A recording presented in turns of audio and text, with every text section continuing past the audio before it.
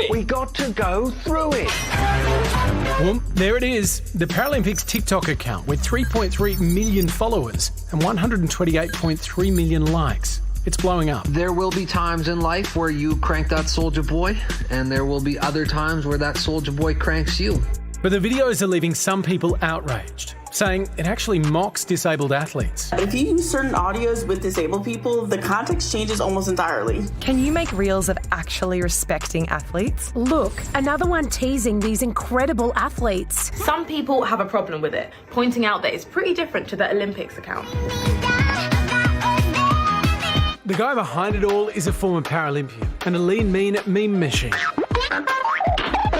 Paralympics Australia does stand behind these videos. You know, there's a lot of Paralympians who are quite supportive of getting their messages out there to the global audience this way.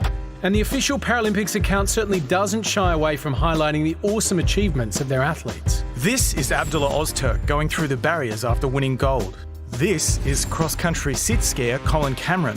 He won 3 last year at the Beijing Paralympics. Well, I'm incredibly biased in saying that I do believe that the Paralympians account is a lot funnier than the Olympians account. So what is funny? And who gets to decide? Every single video was not only mocking the athletes, but literally mocking them for their disability. They're breaking down stigma around disability, particularly for those people that don't have a disability themselves or don't know anybody with a disability. You know, it's a way of changing the perception of disability in the community and really normalising it. Well, Ellie Cole is one of Australia's most successful Paralympians ever, with 17 medals, most of them just behind her, it seems. And she joins us now. Ellie, what do you think of these videos?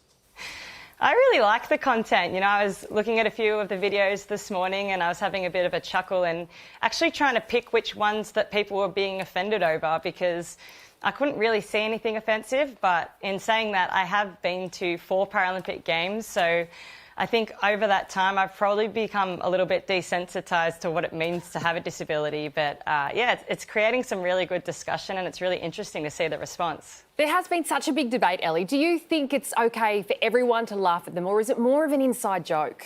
I wouldn't say it's necessarily an inside joke. I think that, you know, people are obviously feeling a little bit uncomfortable and unsure as to where the line is exactly. And from a lot of the content that I've seen, it's Paralympic fails. And in any other space, people love to see sporting fails. You know, it's people in rugby wheelchairs who maybe clip one of their competitors. And me being a wheelchair basketball athlete myself, I think I spent more time on my back than... That sounded bad, but more time on my back than I did shooting hoops because I couldn't really control the wheelchair. So, you know, you can make an entire TikTok account out of that alone. We think you did pretty well considering the 17 medals. But look, English Paralympian Sean Jackson said he doesn't find this funny. So what's your response to that?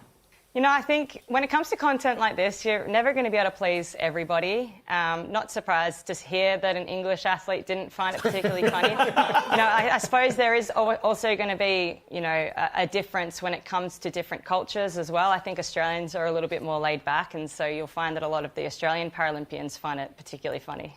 Ellie, why do you think some people are so offended by these videos? It's a good question. You know, it's something I've been thinking about all day, and I think ultimately people see other people that have disabilities as a vulnerable group. And when you see, you know, someone laughing at a vulnerable group, it can make people feel quite uncomfortable. And ultimately, Paralympians are just as vulnerable as everybody else, but it doesn't really have anything to do with our disabilities. In fact, we use our disabilities as a powerful tool to showcase the rest of the world about what we can do in sport. But, you know, this content, I suppose it's all done in jest, and at the end of the day, it's bringing attention to the Paralympic movement. Well, on that note, there are something like 3 million engaged TikTok followers on the account. Do you think that this content is reaching a new audience?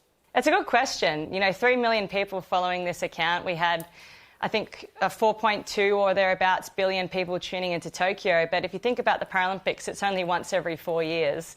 And TikTok is giving a really great opportunity for people to be engaged with the Paralympic movement every single day. And, you know, I think one criticism that I do have of the Paralympic page is that I think it's very narrow in the videos that they're creating. I would like to see some, I suppose, more educational pieces about how Paralympic sport works, or really bringing out the stories of the Paralympic athletes. You know, that's why it's such a successful movement, is because people are so inspired by the stories as well. But, you know, you can't argue with 3 million followers. I think it's a wonderful tool, and I'm really happy that they're doing the content that they are.